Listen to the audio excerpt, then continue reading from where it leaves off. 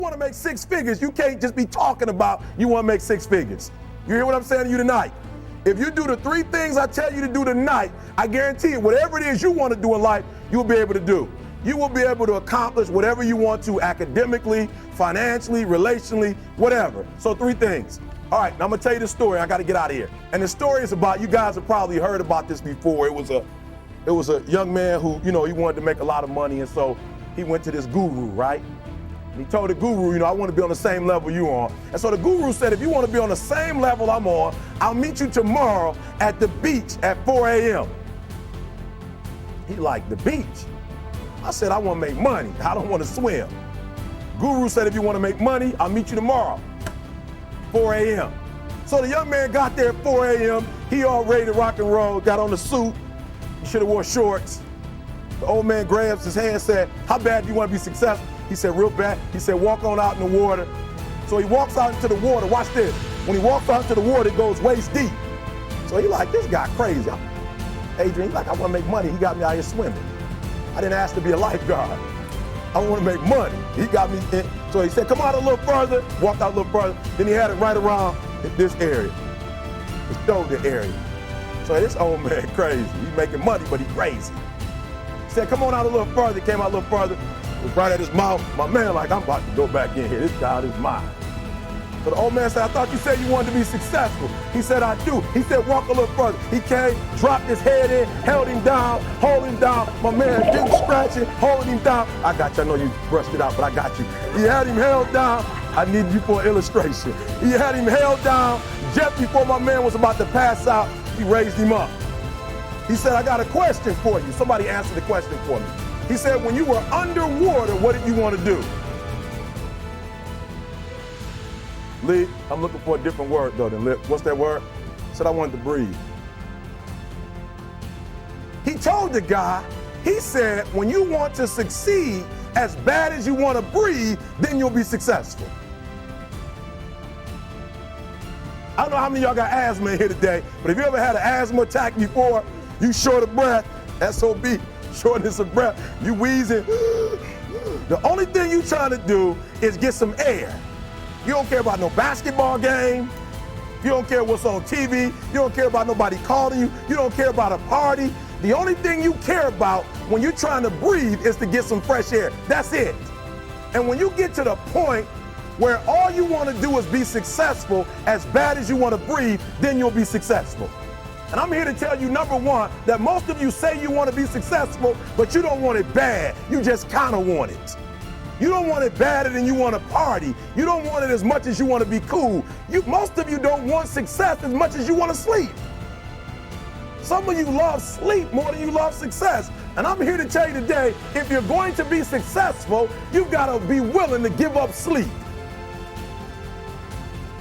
You got to be willing to work off for 3 hours of sleep, 2 hours. If you really want to be successful, some days you're going to have to stay up 3 days in a row.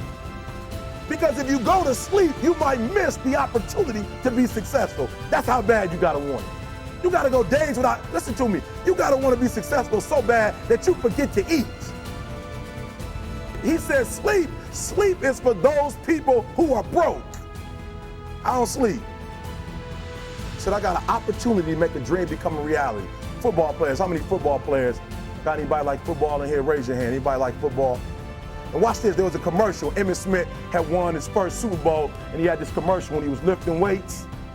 I don't know if you saw the commercial when he was lifting, and Emmitt said, you know what? I won the Super Bowl, so I can rest now. He was doing his bench press.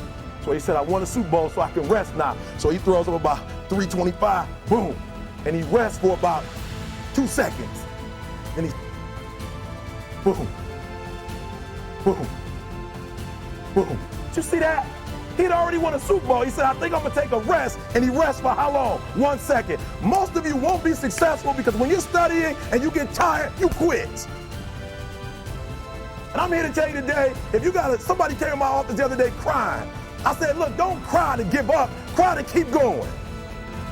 Don't cry to quit. You already in pain. You already hurt. Get a reward from it. Don't go to sleep until you succeed. Listen to me. I'm here to tell you today that you can come here, you can jump up, you can do flips, you can be excited when we give away money. But listen to me, you'll never be successful until I don't have to give you a dime to do what you do.